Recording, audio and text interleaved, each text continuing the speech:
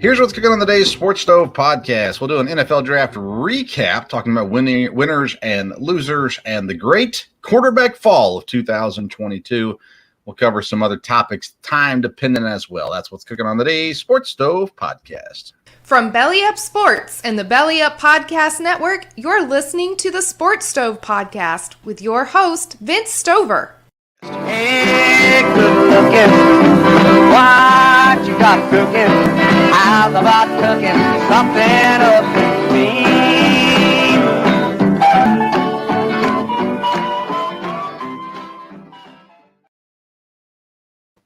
Welcome in to the Sports Stove podcast presented by Shocked Energy. Go to shockedenergy.com. Use the code STOVE. You get 10% off your purchase of this no sugar, low carbs. That doesn't sound right. No calories? I don't remember. I'm a great partner for Shocked Energy. They got flavored watermelon and also green apple. Go to shockedenergy.com. Use the code STOVE, 10% off your purchase.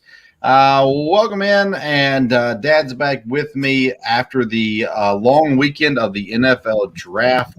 Dad, was it everything you hoped it would be? Yes, it was. It was a really good draft. And like I said, with the Packers having lots of picks, it kept me kind of interested in all the different rounds and kept up with quite a bit of it. Didn't watch all of it, but definitely kept up with what was going on it pretty much through the whole draft. So, yeah, I think, again, it was up in the air from the beginning, not knowing what direction it was going to go. And it definitely lived up to that in the middle of the first round.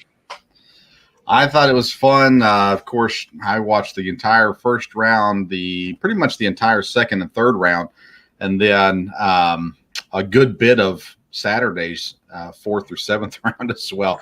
I really enjoyed the draft, so spent a lot of time there. Got to spend some time Saturday at the Eastern Kentucky University spring game for football, so went out and enjoyed a little spring football as well. But nonetheless, we're going to talk a lot about the draft here today. We're going to get into some other topics if we have time at the end as well. Dan, let's start with the Green Bay Packers, just because we're Packer fans. Get this out of the way. Everybody said wide receiver, wide receiver, wide receiver. Obviously, when they got to pick 22, there really wasn't any first-round wide receivers there for them to take. So they don't go wide receiver in the first round. They do go wide receiver in the second round. They also get another guy in the fourth round. Are you pleased with the receivers the Packers took, and how much of an impact will those rookies have here in year one? I think they did well. Again, I think they wanted to get a guy earlier in the first round. I've heard they tried to move up, wasn't able to do that. And so they definitely had one more guy they were after and moved up to get him in the second round. He has great potential as far as he's got the speed, he's got the size. The only question would be, he played at North Dakota State. So, did he play against the competition? I think that's the main question. I'm real intrigued about the other kid, Romeo from Nevada. Looks like that could be, one that has potential to be real good. I think all these guys are returners. And then they got one in the seventh round, too. It's got great size, 6'3" or whatever, from Nebraska. And be interesting to see. I think they've helped themselves. I've noticed already on the undrafted free agents, they brought in 2 or 3 wide receivers there. So I think they have plenty of people for the competition. And you never know. They could still try to do something with a trade. I don't believe there's much out there in free agency, but I think they're pretty happy with where they're headed. And, if either one of those guys turns out to be really good in his first year, they're in pretty good shape. Yeah, they're going to need them to be good. Honestly, unless they go out and do something crazy that we're not expecting. My thought was, Dad, Arizona, they went out and got Hollywood Brown. I thought, wonder if DeAndre Hopkins is available. I don't think that he is, but I thought that's an interesting thing to watch and kind of see maybe there's some availability there. I don't know. Of course, wide receivers got traded during the draft. A.J. Brown, we'll talk about that here in a moment as well. So plenty of excitement in the draft. So let's get right into it, Dad, with let's start with the winners of the draft. I thought a lot of teams did really well in this draft. So I got a bunch of guys. Basically, when I think of winners, I think of a high draft grade. If I would give them an A plus, A minus, somewhere in that range is kind of what I look as winners to some degree. But I guess you could always determine this different ways. So who's the first winner you had, or a winner you had in the draft this week? I think it'd be the Jets. I think they did a really good job, helped themselves in a lot of areas. I think they have players that could make a big difference right away, and they had a need for that. And it looked like they took advantage of their spot in the draft pretty well. I agree with you 100%. They got what many people said was the number one cornerback in Sauce Gardner, what several thought was the number one receiver in Garrett Wilson, what most thought was the number one running back in Breece Hall, and they get trade back into the first round to get Jermaine Johnson, who is a top 2, 3, top 3, 4 edge rusher in this draft, and they get him at number 26 overall. They go out and get a tight end to add some depth there as well. So I thought the Jets probably had the best draft of everybody, in my opinion. I love what they got. I think they can step up right away. It still all comes down to Zach Wilson, right? Whatever Zach Wilson is what the Jets will be this year. But I think they did some things to get a lot better very quickly there in New York. So I agree with you on that as well. A winner that I had, Dad, outside of the Jets was Baltimore. I thought Baltimore did some really special things. They were able to move back. They get the number one safety in the draft in Kyle Hamilton at number 14. They trade down again in the first round and get Tyler Linderbaum, the center out of Iowa, which is pretty good. In the second round, they pick up David Ojabo. In the third round, they get Travis Jones, who some people had as an upper second-round pick. There, they get an offensive lineman from Minnesota. I cannot pronounce his name, Daniel Falele, who many people think could develop into something special there on the offensive line as well. Cornerback from Alabama in the fourth. They made some positive things. I like the tight end. They had a ton of fourth round picks. They got a tight end there, Isaiah Likely from Coastal Carolina, that I'm high on as well. So I thought a really interesting selection here for Baltimore. They actually drafted 2 tight ends, Dad, in this draft as well. So, and of course, they got Mark Andrews in-house also. So plenty of things going there for Baltimore. I thought they were pretty good winners here in this draft as well.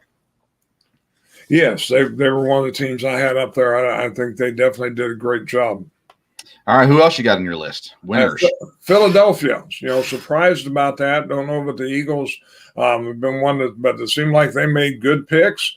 And again, I think, helped themselves there. So I had the Eagles down as a good job.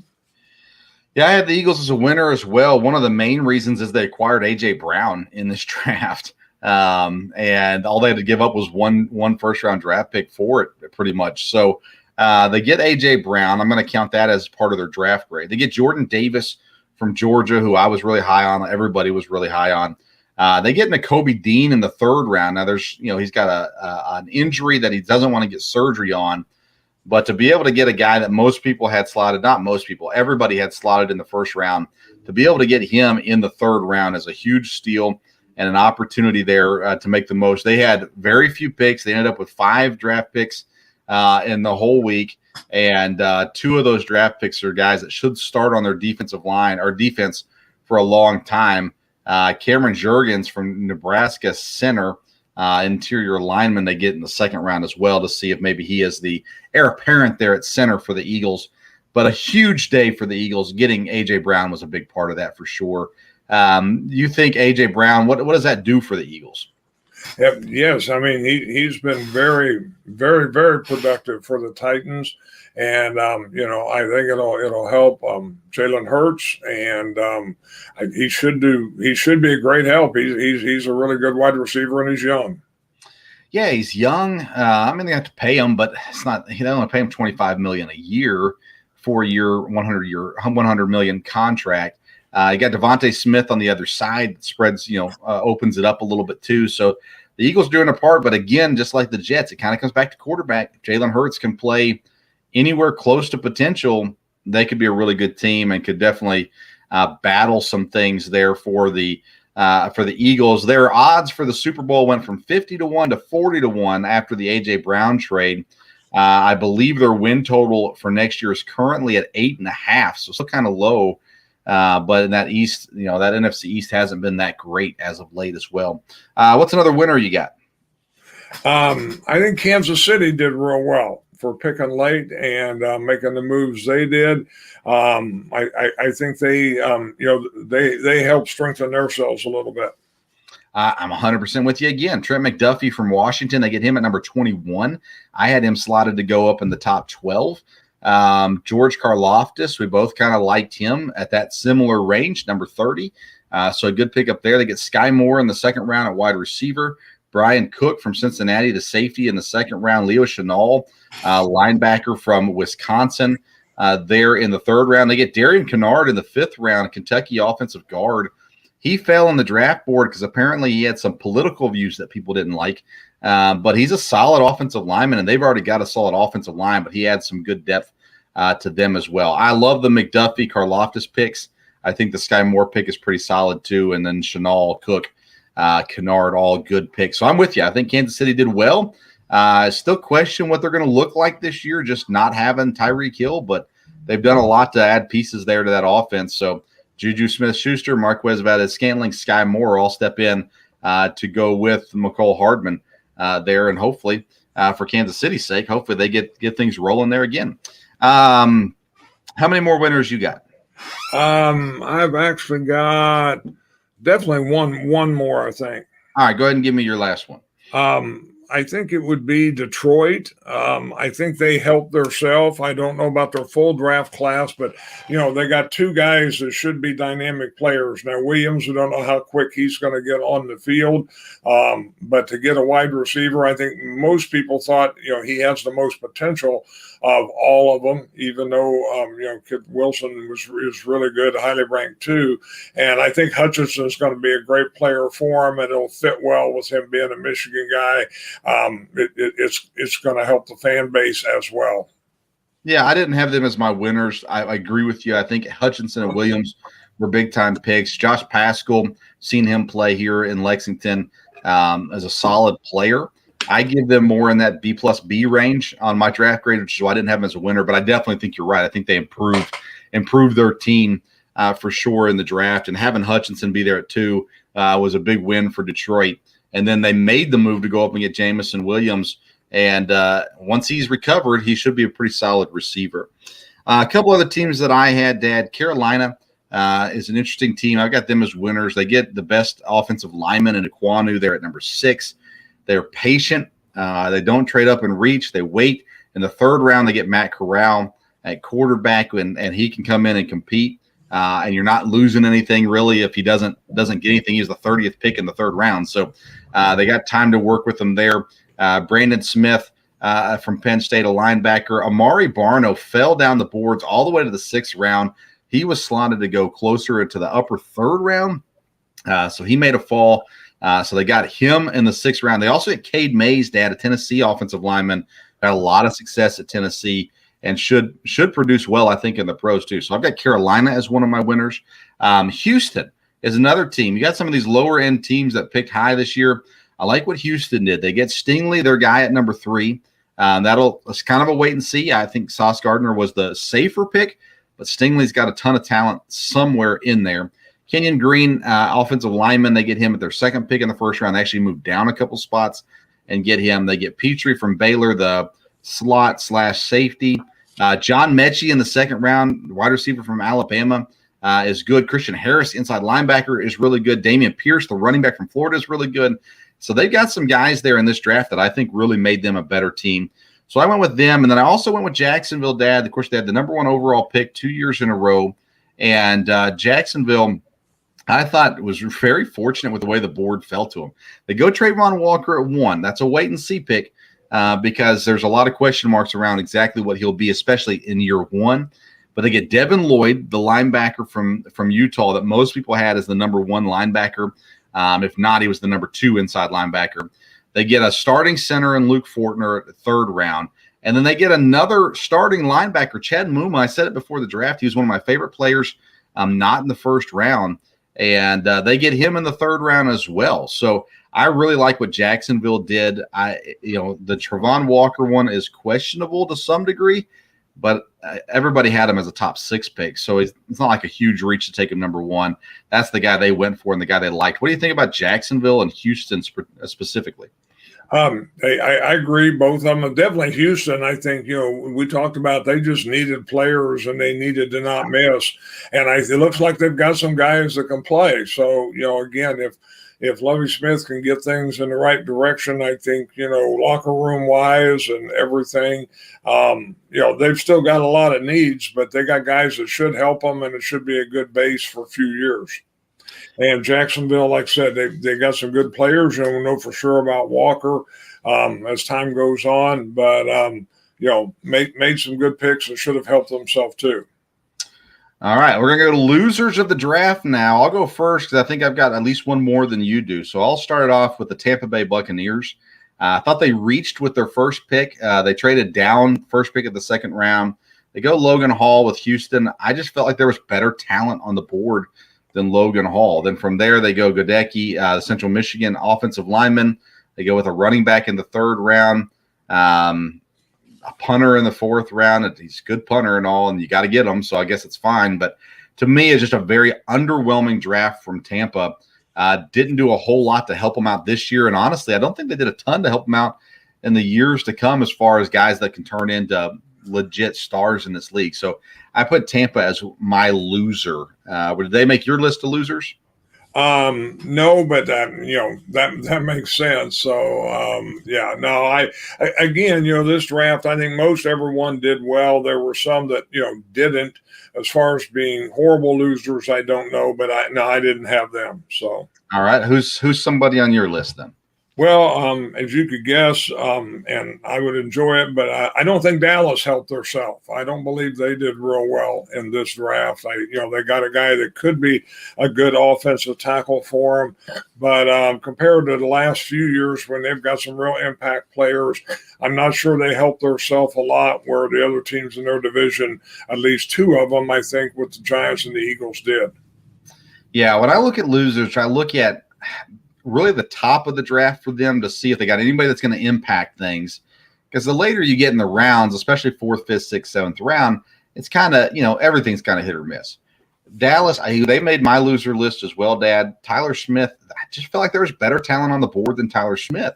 And then from there, they didn't really grow with anybody that makes a ton of sense, that just jumps out as great gets. Jake Ferguson, the tight end in the 4th round, okay, they not a huge need for Dallas, but you got to have backups too. So there's that as well. I was not impressed with Dallas's draft this year either. So they made my loser list as well. Another one on my list, Dad, is the New England Patriots. New England came out. They went with a big reach going with Cole Strange in the first round. Again, that's the guy that they just had to have, I guess, but I thought that was a major reach there. They go with a Baylor wide receiver in the second round. Not my favorite receiver either on the board or even available. 4th round, they go Bailey Zappi, the Western Kentucky quarterback. Yeah. I mean, again, you got to have backups. I understand all that, but they've got backups. They got Brian Hoyer. They still got Jared Stidham on the roster. I don't know. I was really surprised by this draft. You're always kind of wondering what they're going to do. This one, I just sit back and go, this one doesn't make sense to me. So I put the New England Patriots on my loser list. No, I can agree with what you said there. There's no question about that. Belichick always does interesting things, but you kind of stand back and look and think that maybe somebody just threw darts from the back of the room on this one. So you don't know. Yeah, if you have to try to prove that you're smarter than everyone else, are you really smarter than everyone else? That's it. Okay, who's another loser on your list? They didn't have a lot of picks, but I don't think they made any real noise to help themselves. Would be Indianapolis. I like Indianapolis, but I don't see where they got a lot of help in this draft. They didn't have a lot of picks, and again, I think any of the teams that were short on picks, ended up hurting themselves on this one because I think there was a lot of talent there to help, and that's where Indianapolis falls.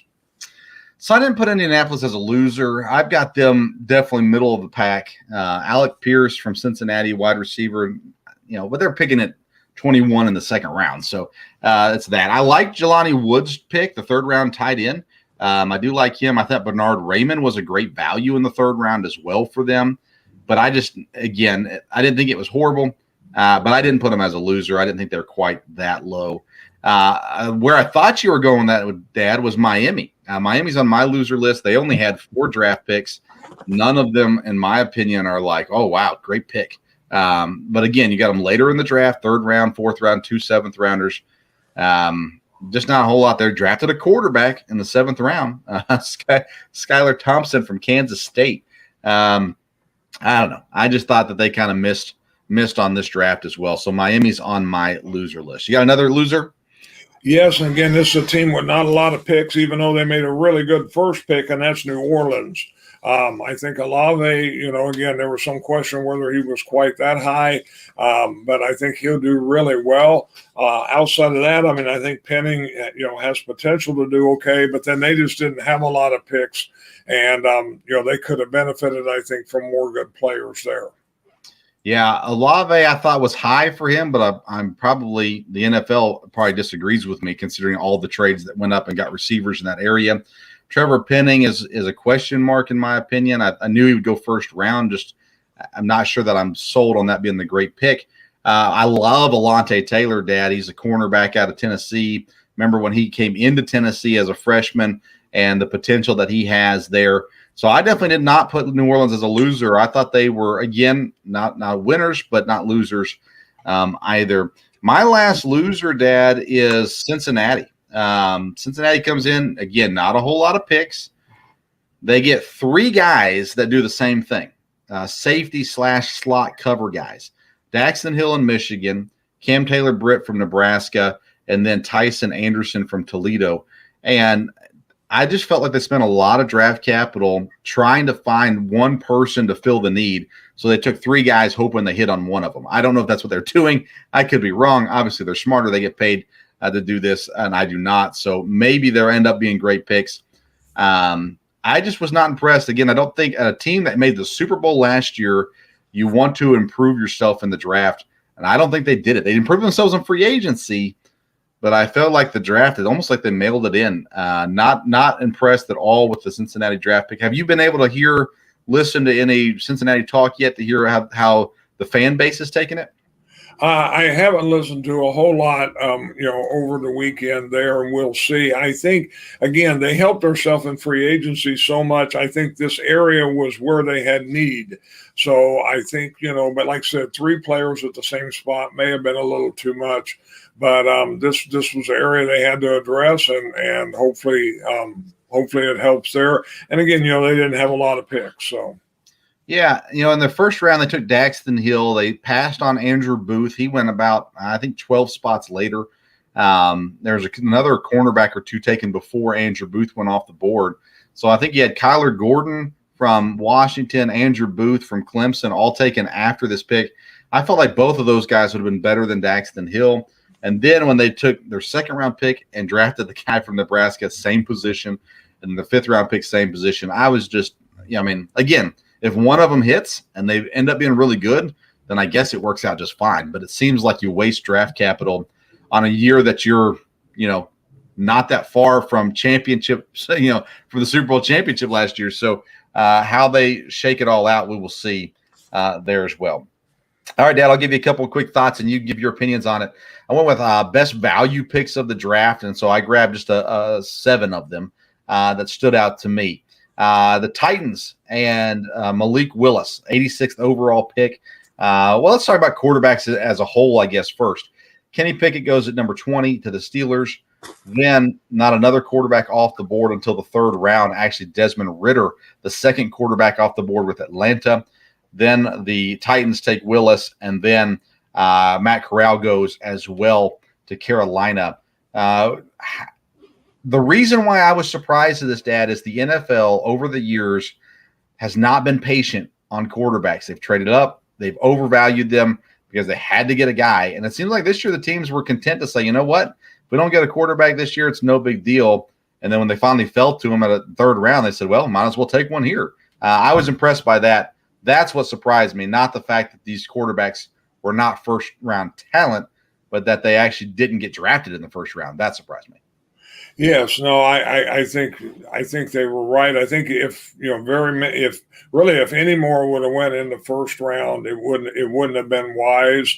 I was a little surprised nobody went up in the second, but I think the third and the fourth is about where a lot of them fit. So and I think, far as the quarterback's concerned, in most cases, they ended up being in probably a fairly good situation for them. So. Yeah, 100%. Let's talk about Pickett. He made my worst value. He went number 20 to Pittsburgh.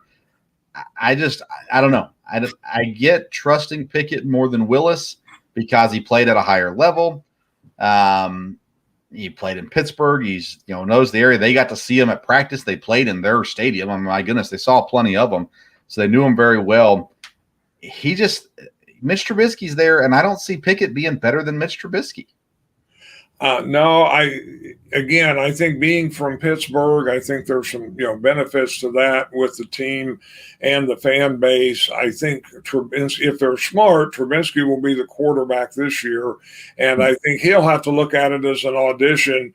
A little bit of where he was in Buffalo, but he should get to be the starter this year, and I think then it could help him. If Pickens ends up being the guy they want, which I think would be what they're after, Trubisky having a year as a starter could probably put him in good shape for next year. So I don't know now if it gets to be a quarterback controversy during the year, then it'll be tough, on him there from that standpoint. But I think Pickens, looking at it now, could have they got him in the second round, or would somebody have come up and got him? You don't really know that. Yeah, Pickett is the quarterback. Pickens is the receiver they drafted in the second or third round. Yeah, I'm sorry. But I agree with you. I don't know how everybody else had Pickett valued.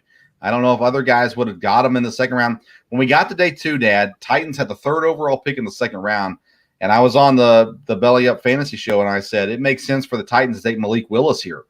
They passed on him at number 3 in the second round. They got him in the third round at 86, and I think the value there is just phenomenal for Malik Willis.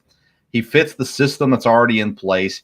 He no pressure to start this year. He'll sit behind Tannehill for possibly 2 years, and then have a chance to take over from there. I love the pickup for Tennessee, getting Malik Willis at number 86 overall.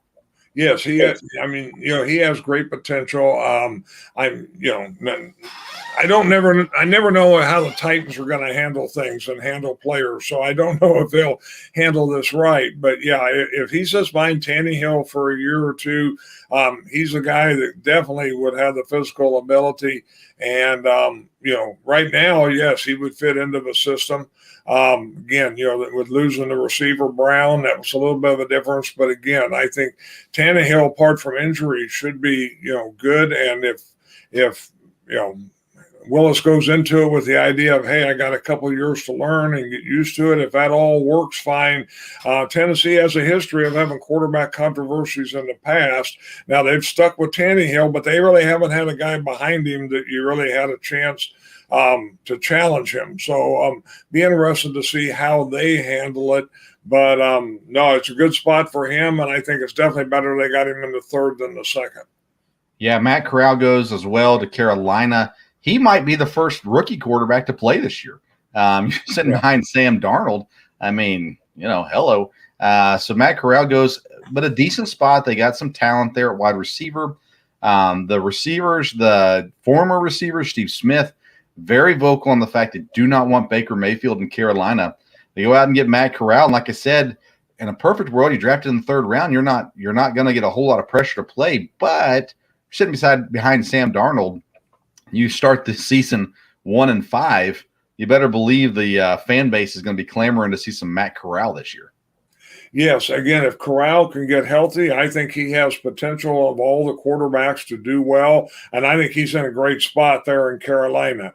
He won't have to start immediately. I think unless Darnold really, really surprises, I think before the year's over, Corral would get a chance so they can see exactly what they got. But they've got time for him to get healthy and get in that position, so I think it was a really good spot for him. I'm not sure if anybody took a bigger fall had they come out last year versus this year, and then Sam Howell would have been a first round pick, possibly the first overall pick. He was being told he was going to be the first overall pick this year. Had he go back to North Carolina, and he did go back to North Carolina, and everything went kaboom for him. He lost 2 running backs to the draft. He lost receivers, offensive linemen. Everything went against Sam Howell last year at North Carolina. He is taken in the 5th round, number 144 overall, to the Washington Commanders. And Dad, from Washington, I'm ecstatic about this. Number 1, Sam Howell has talent. Number 2, there is zero pressure to play Sam Howell. Number 3, you got Carson Wentz there, who may not be the greatest quarterback of all time. That's put it lightly. And you got a kid with so much potential that maybe a year on behind Carson Wentz, maybe 2 years behind Carson Wentz, Sam Howell actually ends up being a starting quarterback in the NFL. I think this is a great pick by Washington in the 5th round. And again, you're out nothing really if he doesn't pan out. But I think there's potential. Sam Howell could be an average to above average NFL starting quarterback. No, he's in a good spot. Like I said, there's no pressure there, and I think playing with Carson Wentz and being behind him, that's probably a good guy in a lot of ways. And it could work out real well for him and real well for Washington. Other value picks that I had non-quarterbacks wise, we kind of already talked about some of these. Nakobe Dean, 3rd round, 83 overall to Philadelphia, a big get for Philadelphia. Let's see here. Jacksonville, they got Lloyd at 27. Fortner, starting offensive lineman at 65, and Muma at 70, I thought were great picks. We talked about the Jets already. Jermaine Johnson, going back up and getting him at 26. Great value for him. And the Jets just made a lot of improvement. Baltimore, getting Travis Jones in the 3rd round, 76 overall. He's the defensive lineman from UConn. Most people had him in the 2nd round. So to get him at 76, I thought was a pretty good get for them. And then the other one I have, Dad, is Pittsburgh. I didn't love Pittsburgh's draft, but Calvin Allen in the 4th round, the wide receiver from Memphis, 138 overall. I think he will contribute right off the bat as well. And he was the 2nd receiver they took. They got George Pickens from Georgia, who I talked about in previous episodes. Absolutely love George Pickens. But he's got health issues. Calvin Allen coming in the 4th round, I think is a big get. Pittsburgh actually has a pretty decent wide receiver core now when you include Allen and Pickens with Johnson and Chase Claypool. They're pretty solid at that spot too. So those are kind of the guys that I looked at and said, boy, good picks, good moves, and good patience by the teams to get those guys. Any comment on those guys or anything else value-wise that you want to talk about? No, I agree with those guys. What do you think about Ritter? It seemed like he's probably in a good spot there at Atlanta too, as far as the other quarterback is concerned. So for me, I have to wait and see on Ritter. I like his attitude. He's going to get him a Super Bowl, he said, all that kind of stuff. I can appreciate all that. I don't know. I would have taken Willis if I was Atlanta. Thought the fit would have been good there. And Ritter fits what they're doing with Marcus Mariota and stuff as well. But I thought Willis made more sense in Atlanta than Ritter does. But, I like Ritter. I thought Ritter would be the 3rd quarterback off the board. He was the 2nd. For me, though, Atlanta's kind of a question mark all the way around because they went out and got a receiver, but I mean, they got one receiver. They got a tight end that's supposed to be really good, of course, as well. They just have a long ways to go before they're going to be good again. And they're going to have to add several more pieces for Ritter to be successful, I think. And Atlanta's the one as it's a team I'm down on. I'm not big on what they've done. So for that reason, I guess for me, I'm a little down on the Ritter situation, at least him having success here in the next 4 or 5 years. I think it's going to be really, really hard for Desmond Ritter. Yeah, I'm just wondering what your thoughts were on that. And, we'll see. I think it's a little bit like Carolina. I mean, if Mariota doesn't pan out, he might have a shot to play. But Mariota may fit real well with them. We'll see. As high as he was drafted, it'd be good for Mariota to turn out, to be a good quarterback, but we'll see. Yeah, and the difference between Carolina and Atlanta, Carolina has more talent than Atlanta does. So even if Atlanta starts off rough, you might be hurting Ritter more than helping him by putting him into play. And I think, Arthur Smith, I think he's a fairly patient guy. They know they're in this for the long haul just with the moves that they've made. I think they'll be patient with Mariota. And honestly, for Mariota's sake, I hope that he does decent. Hope he does well. And but that team is just not going to be good, and that makes it pretty rough for any quarterback. Bad value picks, Dad. I had 3. We've already talked about all 3 of them. Pickett for Pittsburgh, Dallas, Tyler Smith, and New England's Cole Strange. Those were my 3 just bad value picks. Once you get in the later rounds, I don't think you really have bad value anymore, maybe other than taking wrong positions. But those were the 3 guys that stood out to me. We talked about them when we talked about the teams as well. Any bad value picks in your opinion? No. I think they're in good shape. One of them I thought you might say, because you weren't as high on him in the draft, and I think they made a good pick, was the Chargers picking Zach Johnson. I know you probably think he went a little early, but from what I had read about him, he's going to be a very good offensive lineman, and he's got flexibility in position, and I think that'll be good. Yeah, I wasn't that high on him. I had him as a high second round grade. But there's something about him, his size, what he can bring, and to the fit too. I think the fit in LA was good. So I wasn't as down on them. Of course, they were not winners in my book, nor losers. Definitely wasn't super high on him, but I don't think that was a reach like Cole Strange was. And I think it was still a better pick than Tyler Smith's. So when I'm looking at those kinds of things, that's kind of where I'm sitting at when it comes to Johnson there and the Chargers as well. We got to talk about Quay Walker, because I'm assuming there will be people listening to this going, wait a second, you said losers, you said bad value. Quay Walker, the Packers drafted him a lot higher than people had him ranked. I had him down there going to Cincinnati at 31, so that was 9 picks later. Packers go up and get him, and I'm overly optimistic about this draft pick, Dad, but want to get your thoughts on Quay Walker as well. Well, I think he fits, he fits the system. And, of course, everything I read, I mean, they really strengthened the defense, and the defense ended strong last year. And, with the things they've plugged in here, barring injuries, they're going to be not only real good, but they're going to be fairly deep. And this was a position where they really could use somebody. And I think, you and I had talked about it on Friday, that he really fits their system size-wise. He can cover tight ends. He's got a great mentor with Devondre Campbell there, and it's probably just a real good situation. I know I saw him play a little bit in college, and he is a playmaker and a guy there. Again, he only started 1 year, I guess, so there's some question there. But it seems like his attitude is good, and it may end up being a real good pick there. I think some people thought they would take Wyatt there instead of Walker maybe, and then they got Wyatt, a little later on, which was a good pick. Well, some people would be me. Yeah, I mocked Wyatt there at 22 to the Packers. He goes to him at 28, which I think is a phenomenal pickup for them. He could have been on my best value list as well. I think that's a great pickup for them there. And then, Walker, I agree. I think he's a perfect fit for what they do. Do I like Devin Lloyd better than Walker? Yeah. Do I like Nakobe Dean better, not knowing everything about his injury stuff? Yes, as well. But I do think he is a good fit, and that's why I'm so optimistic about it as well. One of the problems that I have being on shows with non-Packer fans is they just read lists and stats and things, and they don't actually see the games. So one of the guys that was on the show that I was on for the draft, his deal is, the Packers spent all kinds of money on linebackers.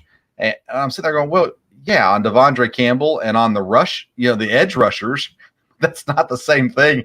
And, they don't spend a whole lot of money on, was it Chris Bryant or whatever his name was last year. So I think it was an area of need. I think is a smart selection overall.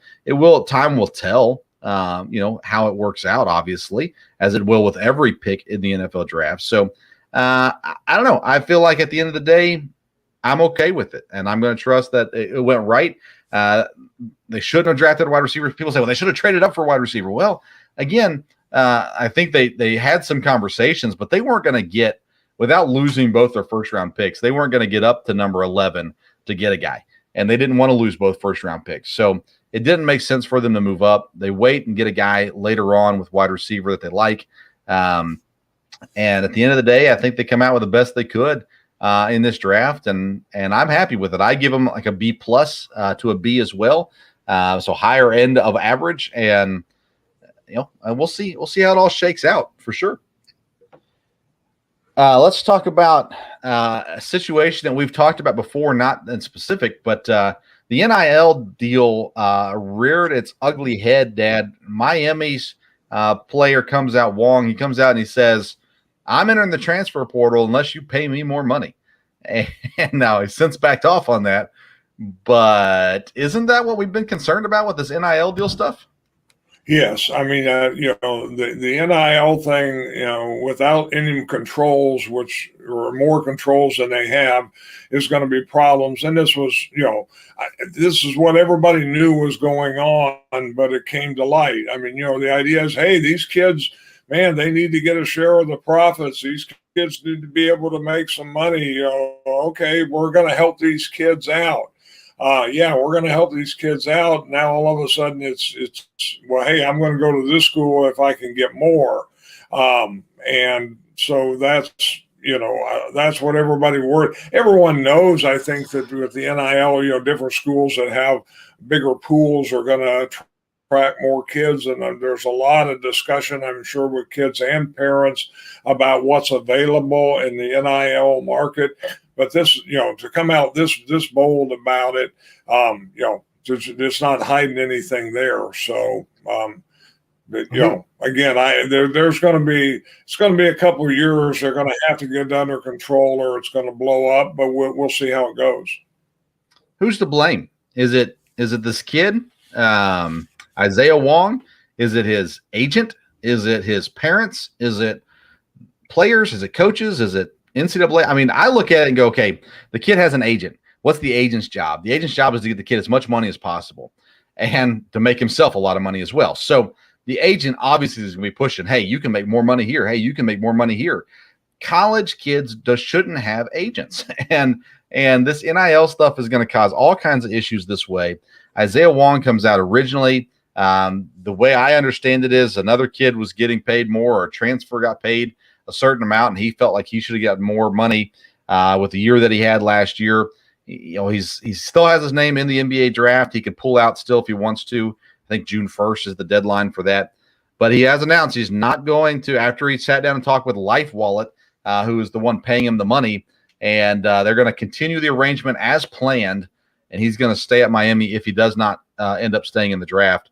Oh, man, just again, when you talk about his agent came out and said, I immediately go, yeah, this isn't good. This is bad. Agents are always looking for more money, and they don't care about the situation the kid is in, and that's gonna hurt a lot of people here before it's all said and done. Hopefully, people learn from this, because obviously there was a lot of backlash when it happened. Hopefully, kids have watched and learned, hey, I can't come out and say, even if I'm thinking it, I can't come out and say it and blame the NIL deal for that as well. Just absolute craziness for sure on that end. Any other comments on that? No, I mean, you asked who to blame, and I think it's the NCAA. It stops there. They're going to have to get some control of it, or it's going to continue to. The NCAA is probably in some trouble anyhow these days, and but I think they're to blame for this. Okay, well, I'll still blame the agent, but I know the NCAA definitely shares a burden of blame as well. Let's talk some baseball, Dad, before we wrap up today. Of course, the baseball season is about 20-some games into the season. So far, the New York baseball Mets are looking pretty solid to get started on the season. The Brewers have things rolling now as well. Let's go to the NL West, though. You're a Giants fan. Just like last year, the Giants are right there on top. They're 14-7 as of this recording. The Dodgers right behind them at 13-7. The Padres right there at 14-8. And the Rockies actually not that far off at 12-9 as well. So are the Giants going to continue to do what they did last year? I think there's a good chance they will. I mean, they're playing good baseball, and I think, like I said, a lot of people thought, well, last year would just be a fluke, and maybe it will end up being that way. But again, it's a tough division, but the Giants are playing well, and I see no reason why they can't. When you talk about surprise teams in the National League, I think the Giants and the Rockies. I think everybody thought the Rockies, wouldn't be anything at all, and they may struggle before it's over. But they've been a real surprise so far. Yeah, they definitely have. San Francisco, I'll tell you, they are a fluke, and here's why. Not in a bad way. They're not going to be a horrible team or anything, but they're 6-4 at home. Last year, they were a lot better at home. I think you're just looking at who they've played so far has been a portion of that. And I think the Dodgers will eventually run away with the division there. Central, it's the Milwaukee Brewers and everybody else chasing. St. Louis, as we talked about before the season, they're kind of the only team that's going to challenge Milwaukee in the Central. The Reds, they've won 3 games, Dad. But it's talking to Reds fans is a very depressing thing to do these days. Yeah, it is. The Reds are in bad shape, and it's only going to get worse as the year goes on. So, another team doing well is the Miami Marlins. They're 12-8. They've surprised so far this season. Philadelphia is behind them. The Braves are behind them. The Braves will get better once they get healthy. But like I said, the Mets kind of leading the way right now. DeGrom hasn't been pitching because he's injured. But it seems like the Mets are on pace to be really good this year. They got guys like Lindor, who had a bad season last year, doing decent this year. Things are kicking around for the Mets, and looks like they're going to be the team to beat in the National League East. Yes, yeah, the Mets are what there's talked about before the season, and right now at this part of the season, they're definitely one of the strengths in the NL. And the American League, we'll start with the West. The Angels are finally looking like the team that we all thought they should have been 2 or 3 years ago. They lead the way at 14-8. The Mariners, the Astros, and the A's are all very close behind and packaged together there. The Rangers in last place. I assume Houston will eventually kick it into gear, but at this point, at the Angels, Shohei Ohtani is kind of leading the way and doing what he does, and it's working for the Angels so far. Is it this the year we finally see the Angels back in the postseason?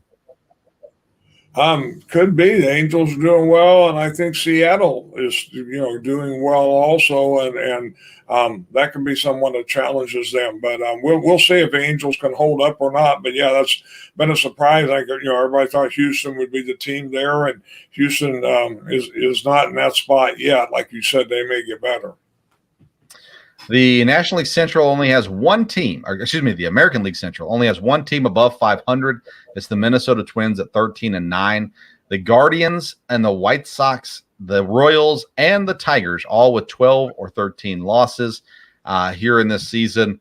This is going to be the ugly division this year. Last year it was the National League East.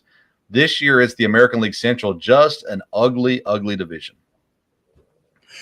You would think that the White Sox will be better. They were supposed to be. So you would think they may recover from this. But, yeah, it's real surprise at this point. Yeah, 2-7 on the road is not helping them out at all. Then finally, the American League East, you have the Yankees and the Blue Jays on top, leading the division. Tampa's at 12-10. The Red Sox below 500, they're 9-13. And the Orioles, we knew were going to be bad, at 7-14. Dad, the Blue Jays look like they might be for real finally. We knew it was coming eventually because all the young talent they have, but can they actually compete with the Yankees when it's all said and done? It looks like it can. That should be a real good division, a good battle, and I think Tampa, is going to stay in it too. So those 3 teams, and again, being in the same division, they'll play each other a lot. But the Yankees are off to a good start. So, final question for you, Dad. When are you going to trade me Corbin Burns in fantasy baseball? I'm doing everything I can. Yeah, that's a good question. Probably when the Reds get in first place in the division. Okay. All right, I'll remember that. All right. Anything else you want to add before we close up today? No, like I said, the NFL draft was very enjoyable. It was good. And of course, now football season, we'll get into, they'll have a break here in a little while before training camp, but we'll be having, different camps and stuff like that with rookie mini camps and mini camps and that. So it'll be a lot of talk. And again, there's been a lot of movement in the NFL, and there still could be. Is there a home for Baker Mayfield? What's going to happen with Jimmy Garoppolo? Those are questions that still have to be answered there. And of course, baseball season in full swing. Hockey playoffs start this week. The Predators did make the playoffs, and their goalie got injured, but supposed to be back in time for the playoffs. And so hockey will start up this week too, which I love to follow with the Predators. Yep, and NBA's in the middle of their playoffs as well. So a lot of things happening sports-wise for sure. I want to remind people you can follow us on social media at Sports Stove on Twitter and Instagram. Congratulations to Christopher Brown, by the way, for winning our draft challenge, mock draft challenge. He won that contest, so he'll be the proud winner of a Hot Logic stove that'll be coming his way as well. I want to remind people, if you like fantasy baseball, myself and Kevin Wilson host the Belly Up Fantasy Baseball Live. It's every Sunday live at 8 o'clock on Belly Up TV, but you can also catch the podcast version, Apple Podcasts, Spotify, and other places. Just look up Belly Up Fantasy Baseball, and it'll pop up there for you as well. We'll cover everything for you there also. All right. Thank you so much for tuning in to today's episode of the Sports Stove Podcast. We'll be back on Wednesday with an all-new episode, The Local Hour, talking about EKU sports, and then we'll be back on Friday to discuss all the latest sports news around the world. Thank you for tuning in to today's episode of the Sports Stove Podcast. Until next time, we'll see you